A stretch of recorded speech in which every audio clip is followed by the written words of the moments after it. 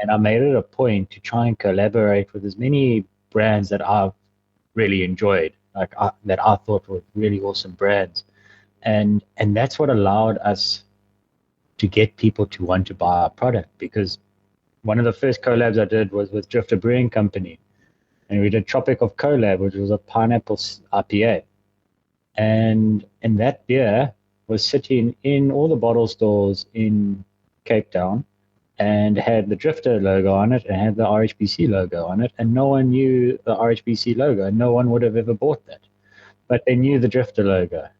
They knew what was going on there, so they were like, "Cool, I know Drifter. I enjoy Drifter. Let's give this a go." And as a result, we were able to feed off them. And I mean, that's the whole point of a collab, is to help each other out in that regard. And as a result, Nick was putting stock into the PE market.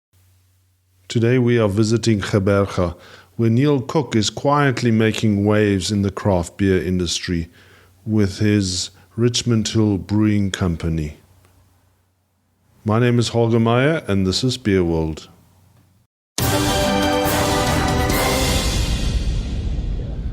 Niall Cook, welcome to the show. Thank you. Nice to be here. Niall, before we start, tell us a little bit about where you're from and where you grew up. So I was born in Port Elizabeth, South Africa.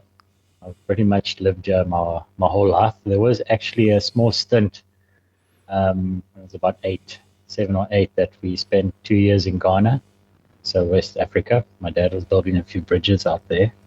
So we lived a few years there. But then after that, we came back and continued staying in PE. And yeah, it's where I am at this moment. And I've got no plan on moving anywhere else at this stage.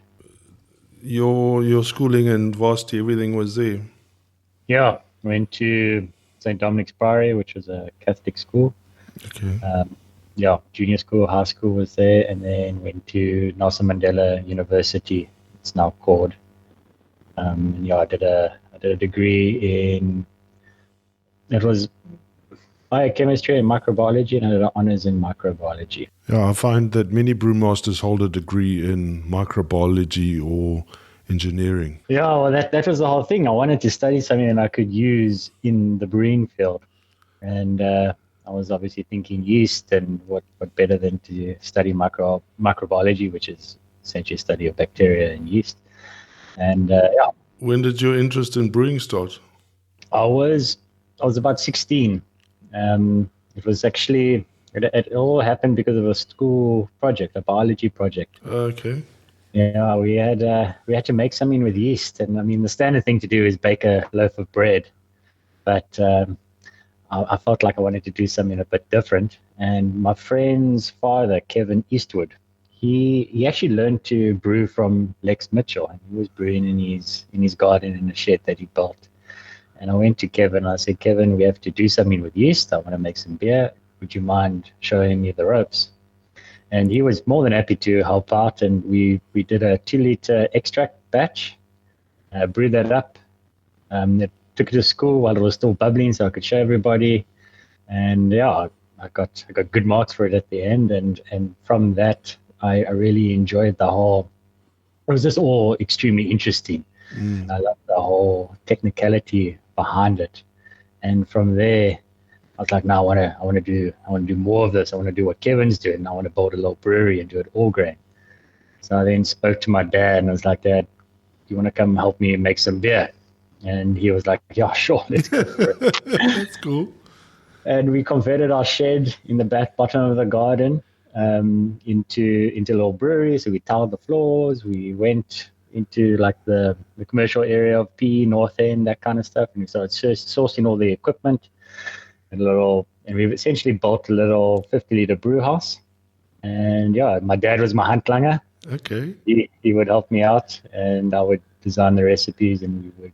Yeah, it was a nice bonding experience as well. So, yeah, fantastic. So yeah, and then from there, just kind of snowballed and continued. Yeah. Just carried down that path. Yeah. So Niall, just explain to the listeners who Lex Mitchell is. He is the godfather of microbrewing in South Africa. Yeah, that's correct. I've actually never met him. Yeah, so he started at Mitchell's. Yeah. in the 90s. So he is the first craft brewer in South Africa. Yeah. And he opened up. So he was Niall's Brewery, then Mitchell's. Then he opened up a restaurant / microbrewery in PE called Bridge Street Brewery. And that's still going, eh? It's still going. He's not there anymore. I think he's more on a consultation basis. He's there. But yeah, every now and then he pops into the brewery. We have a nice chat, or I see him around. And yeah, he's a lovely guy. Get along really well with him. Wonderful. Yeah, that's a good piece of history. I need to get hold of him. Yeah. So, what is the beer scene like in PE? I would say we are maybe about a year behind Cape Town, maybe a year and a half behind Cape Town, 2 years, in the sense of the consumer understanding craft beer and understanding the different styles and all of that kind of stuff. I think we obviously had a hell of a lot more education, and we had a much faster learning curve in comparison to the rest of South Africa, because we were so behind. When you think 5 years ago, I mean, no one knew about craft beer in PE. 6 years, no one knew about it. But we learned and we adapted and we jumped on the bandwagon very, very quickly. And I think we're quite close to where things are now in Joburg, Cape Town, that kind of stuff. Yeah. Niall, and the beer scene generally, was there not a pub in PE that was one of the top draft outlets in the country? I think you're talking about Barney's beachfront. It's a pub. Is that in PE? That's in PE. They just had, I think, their 31st birthday this year, or last year. So they've been going around for quite some time, and they're busy.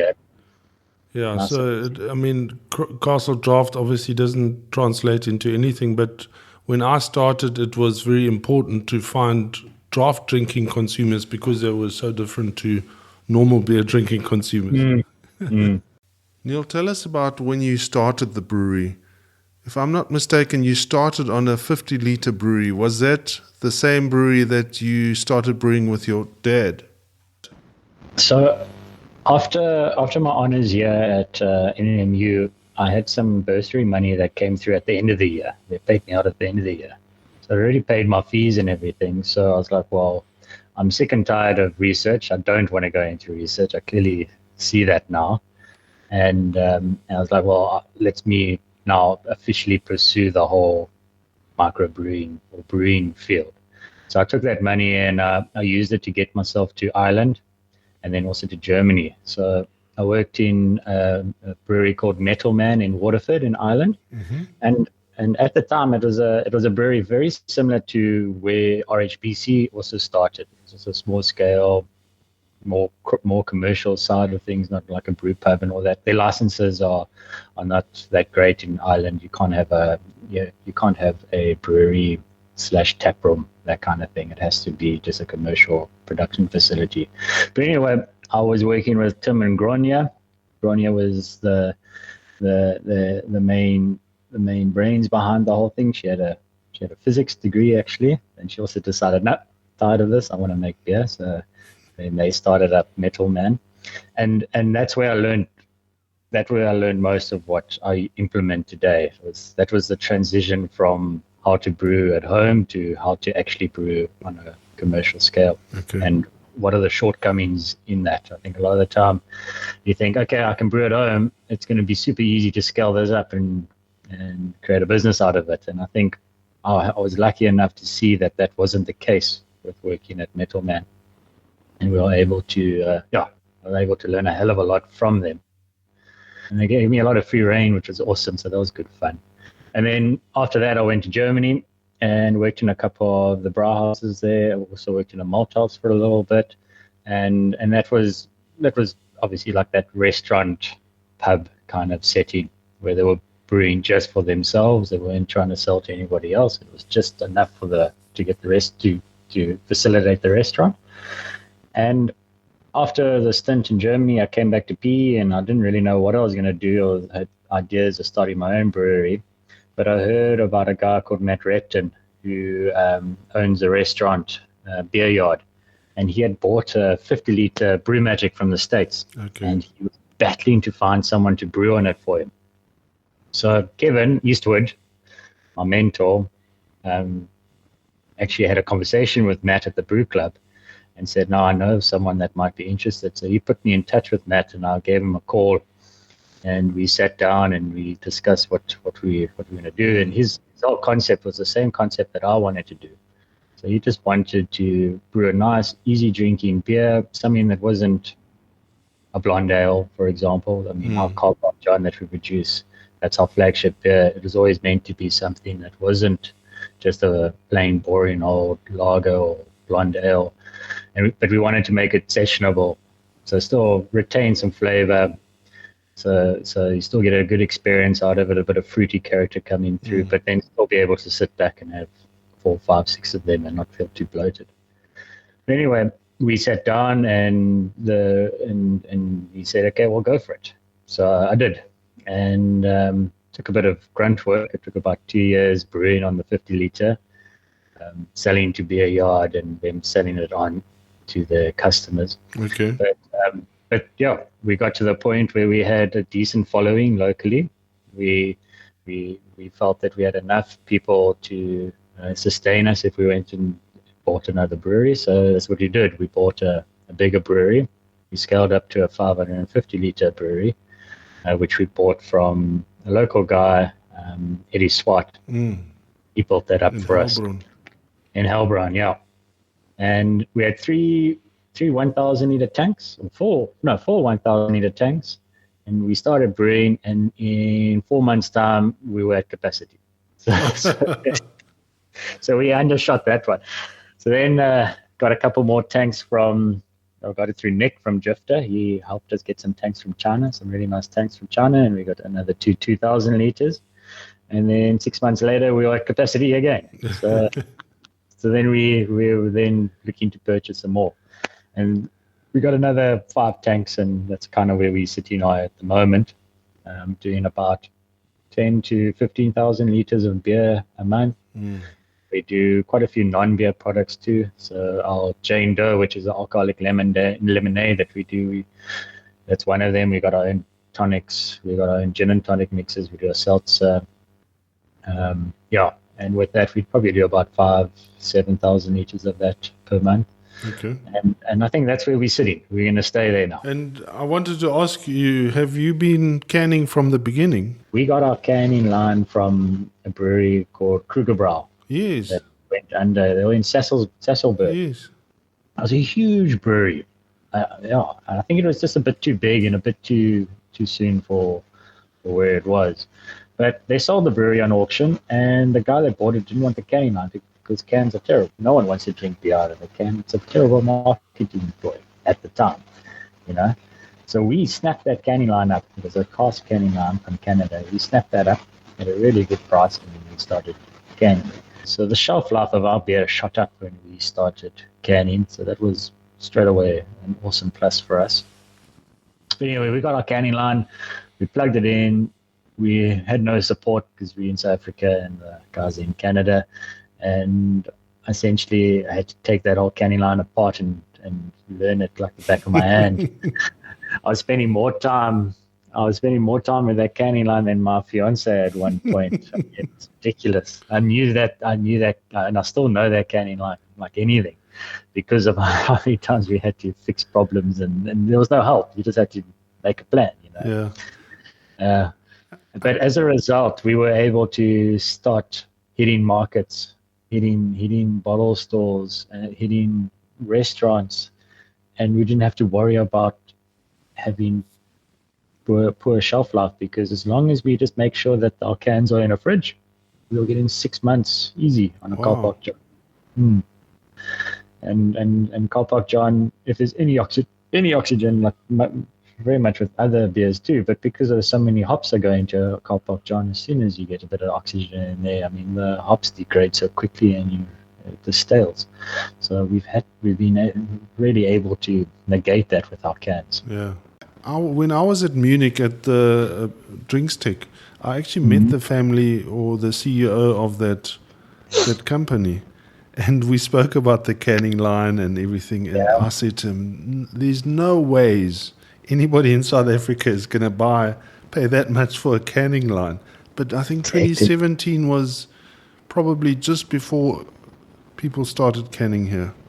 Yeah. I mean, the canning line that I got, it's landed from Canada is over R1 million. Yeah.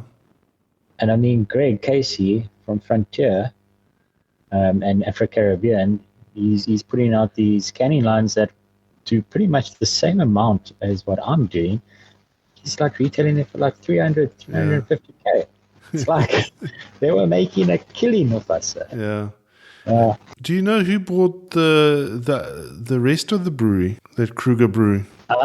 I might be mistaken, but I think it's the guys that did is it Route 56 or Route 46? Okay, in Potch. Yeah, I think I might be mistaken, but it might did be speak to them, yeah. I saw them at Clarence, and I think you did say that. Okay. Because then we had our canning line, got it all up and running, and I'll never forget, I got a phone call from the guy that bought the brewery. He's like, hey, do you still want that canning line? Is it waiting for you? We want it back. It's like, no, I think I'm going to hang on to it. Thank you. Yeah, that's brilliant. Did he speak to you at Clarence? No. We missed each other. He's cross with you. He hasn't forgiven you. Really? No, I'm joking. Yeah. And is Matt still a partner in the business? Yes, yeah. So it's myself and Matt. He's obviously he comes from a restaurateur background.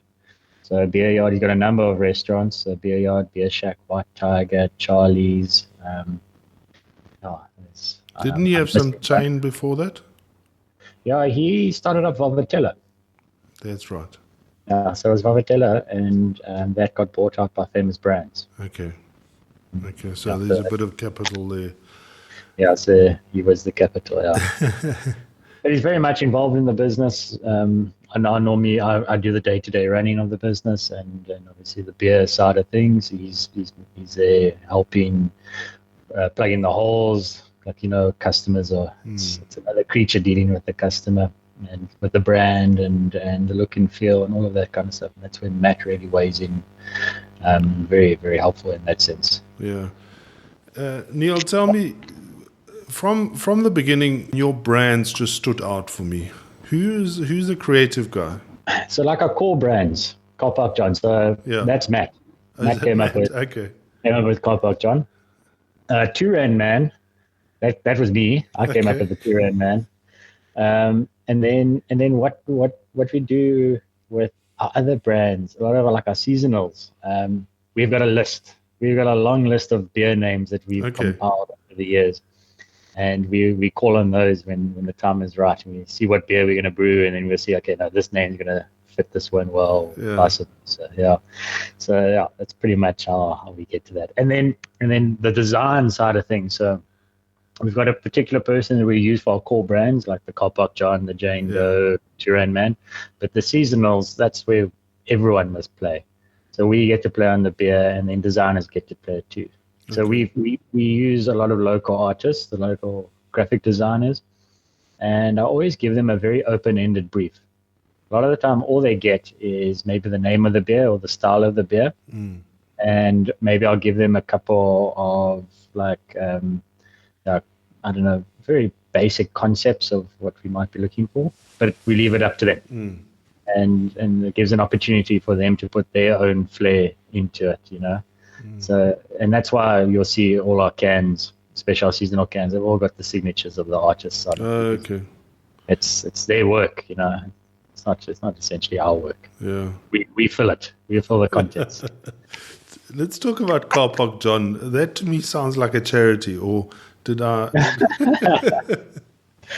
So it's Car Park John is named after John Gqeberha, and John he's been around for a while, and he's been in the surfing community for a long time, and he's a big name in the PE surfing community as a result. I mean, like, he was surfing when there was hardly any houses out of J Bay kind of thing.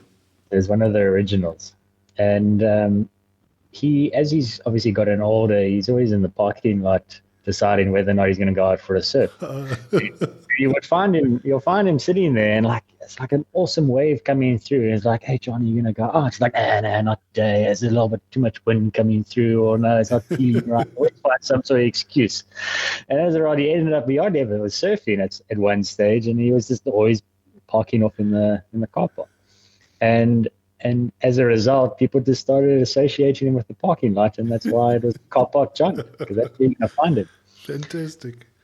So we approached him and said, look, we're going to name a beer Car Park John. Do you have any problem with this? And he's like, no, go for it. Have fun. So he does get a royalty. No, we do. We do sort him out each month. We've sent him on a few surfing trips. Okay. Not too long ago, we sent him to the Maldives, and he had a trip there. Oh, wonderful. Yeah, we try and look after him where we can. And Tyron Man, who's that? Tyron Man, it's named after a beggar. Okay. So that's a completely. So I'm getting the two names confused. Yes. So Tyron Man. So I grew up in Miramar area of Port Elizabeth, and always going to school, there was this lean gentleman that would dance up and down between the cars, and he would have pick and pay packets wrapped around his wrists and his ankles, and he had a very lean dancer's body, and he would do a whole jig up and down between the cars. And you would only he would beg for money, but he would only ask for 2 rand. If you gave him anything more or anything less, he would give it back to you or give you change. Or if you gave him a 10 rand note, he'll give you 8 rand back. And as a result, I mean, that's how I knew him, was a 2 rand man. And everyone in the area knew of him. Maybe not the 2 rand man, but other people knew him as Dotty. I think his name was Gideon. There's a couple of other names that I've come across now, giving this story to guys having beer tasters at the brewery that have grown up in PE. But anyway, it was just, we thought it would be nice to, he's obviously not around anymore. I think he's passed away some time back now, but it's nice to just remember him, because I don't think, he brought lots of smiles to people sitting in traffic in PE. Yeah, wonderful. If I look at all your brands, and I mean, I just want to make a comment that it's fantastic to see beautiful cans, and I love cans, but the branding for me is so important, and I think it's the impression I get from you guys is that you're not really trying that hard. It seems like it's whatever you do turns to gold. Where other people have to graft, and then nobody wants to buy their beers. And I mean, I used to have to beg to get beers shipped to Durban. And I mean, I know you're not really in the business of shipping beer around the country, but people want your beer. Yeah, I know. But there was a reason behind it. I mean, there obviously was graft behind that, and I think a lot of it came down to the collaborations that we did, especially when we scaled up. And I made it a point to try and collaborate with as many brands that I've really enjoyed, that I thought were really awesome brands, and that's what allowed us to get people to want to buy our product. Because one of the first collabs I did was with Gqeberha Brewing Company, and we did Tropic of Collab, which was a pineapple IPA, and that beer was sitting in all the bottle stores in Cape Town, and had the Drifter logo on it, and had the RHBC logo on it, and no one knew the RHBC logo, and no one would have ever bought that. But they knew the Drifter logo. They knew what was going on there, so they were like, cool, I know Drifter, I enjoy Drifter, let's give this a go. And as a result, we were able to feed off them. And I mean, that's the whole point of a collab, is to help each other out in that regard. And as a result, Nick was putting stock into the PE market, and it was coming off the shelves because there was association with RHBC there. And there's our restaurants too that he could put his cakes on tap and that kind of stuff. So I think especially in the early days, it was the collaborations that helped us a lot. No, the branding also helped, and the beer. Yeah. It's the trifecta. Eh? You have to try and get it all right. And you got to be a nice guy. I mean, it doesn't help if you're not a nice guy. You shouldn't be brewing beer if you're not a nice guy. You I can't know take a it too few of those. seriously. And you also do collabs with Featherstone. Yeah, so William and I actually we pretty close. So William, so Featherstone has been bought by Intrepid Brewery, which is William Yell. And William was a avid home brewer, and he won the first RHBC homebrew festival. Ah, And he won it with the Renaissance Kottbusser, which is a German historical beer. And if you win the RHBC Homebrew Festival, we take a recipe and you come in, you brew it with me on my system, and we do 1,000 liters of it. So William was like, well, I've always wanted to get into the commercial side of things, of craft. So he used it as a stepping stone to test the waters. So we did 1,000 liters. He took it, he put it into a couple of restaurants. He had some cans that he got it branded. And that's where that whole relationship started. okay. So he's got his own brewery out at Grahamstown Way, but then I do a bit of contract brewing for him to up the volume here and there. Yeah, but that relationship has been going on for quite some time now. Yeah, so I did a podcast with William, so his story is up on the podcast, and and we spoke about it. But I sounded surprised, but he did tell me that story. Yeah, did he? Well, And the nice thing is that you sell his beer at wherever you go. I think you said, yeah. yes, yeah. Flowers for Rosa also sounds like a charity. That's with Paul from Kennel. Oh, is that with Paul? Okay, wonderful. Yeah, that was a lockdown brew. Okay. Well, the second one was. Yeah. Okay. And tell me about the restaurants in the group that Matt has. I mean, they sound fantastic. Yeah, so like the original one, it would be in Beer Yard. That was the one set up first.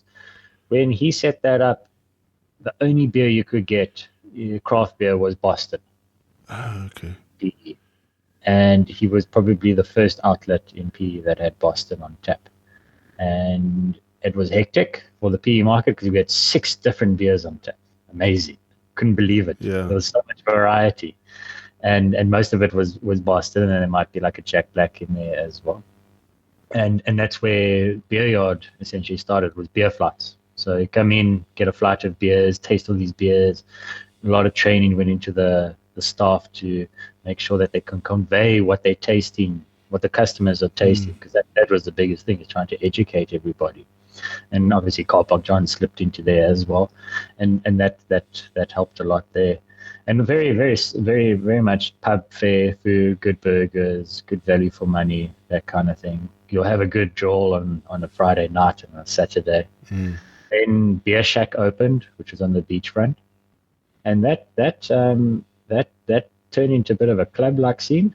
Oh. And today it's also a bit of a club scene. Yeah, like during the day, nice burger and a beer on the beachfront, and then 9 o'clock comes around, tables and chairs get moved on, and it's like a full-on club. Yeah, it's quite interesting. And then there's Charlie's Bistro, or Charlie's Pizza and Pasta, where it's more of a sit-down kind of feel, more family-orientated, really nice pizzas and pastas obviously coming out of there. It's good steaks. And then there's a new one that's just been opened up now, which is Village Local, which is a nice trendy bar with good Mexican food, is primarily what they're going for. And yeah. And you obviously service all those outlets with your beers. Yes. That's the point. No, for sure. Okay. Yeah. Okay, let's talk a little bit about the other breweries in the area. We've spoken about Bridge Street. Bridge Street Brewery, yes. It's Lex Mitchell, yeah. It's about 100 meters up the road from us, yeah. Are you in an industrial area? It's like semi. We're just off the harbour. I know, I liken it to maybe like Woodstock, Cape Town. Are you still at Beer Yard? I've moved from Beer Yard in Richmond Hill down into Barkins Valley, which is about a K away. And the name Richmond Hill is obviously the suburb? Yes. Okay. Yeah. And then there's Carl's old brewery, Dockside, hey? So Dockside, that was Carl Schlaphoff. He unfortunately is not around anymore. He passed away. His brewery has been bought by another guy, Marius, and Marius is in the last year or so started brewing again and getting that up and running. Niall, can you name some of your top retail outlets? You've named the ones that are part of your group, but besides that, are there some bottle stores that support you? We're in most of the tops, Spar tops, as well as most of the Prestons. Okay. P. Our number one bottle store in P is Prestons Mount Pleasant. Okay. What we try and do with the bottle store side of things, when it comes to outside of PE, is we try and be a bit more selective as to who we're going to sell the beer to. Because it's harder for us to make sure it's being installed correctly and all of that. So we go to the guys that we know what they're doing when it comes to craft beer, and they make sure they look after it. So like Hillcrest Tops Radio Corp in Joburg, Claremont, Biggest Little, Bottle Store, Roulant Liquors, Woodstock Liquors. Yeah, those are the key bottle stores outside of PE that we ship to. Do you do online sales? Yes. Is that working for you? It is. It is something that we push quite hard, and we're trying to get more and more sales online, because I mean that is, as a business, that's one of the best ways to sell our product, because it's going straight from our cold room to your door in 2-3 days. Yeah. It's never you're never gonna get that when you wholesale it, go into a warehouse, distribute to a warehouse, sitting in a warehouse, and then to a bottle store to you. So yeah, we've got a fully fledged online store that we're very active on, and we're obviously going to be trying to grow that more and more in the future. But at the moment, it's doing quite well for us. And can you recommend any couriers? So we use Seabourn Express for all of our couriers. Seabourn Express, okay. Yeah. They're not the cheapest option, is what I'm trying to say, but I will pay it for the service that you get with it. Okay. Niall, are there any other suppliers that you like working with and that you can recommend? I've always had really good service and product from Africa Hops through Mark Fourie. So I've used him from when we started. I think when I was actually one of his first customers back in 2014. And yeah, always great service from him, always great products, and he's always sending me. So he's actually just sent me some Nectaron, a new Zealand hop that's come onto the market. So I actually just finished the recipe today. We're going to be brewing a session IPA with Nectaron. So looking forward to that. Gqeberha, always work with them with Ant on the malt side as well as on the hop side. Sometimes we get a bit of hops from him too. Bev Plus, I get most of my Pilsner malt from them. I just use liquid yeast in the brewery, and I get all my liquid yeast from Chris at Liquid Culture in Bloem. And yeah, I must say I've had great success with this stuff. I've been burnt in the past with liquid yeast, but touch wood, haven't had any issues, and I've only had really good results so far. Niall, thanks very much for your time. Thanks for joining me today. It was lovely catching you in Clarence the other day. Yes. And I got a chance to taste all your beers.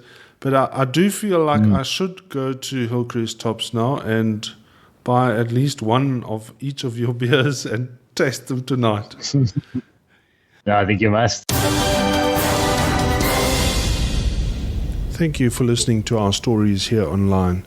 In the show notes, you will also find a link where you can subscribe to become part of our community and be notified when we upload our latest content.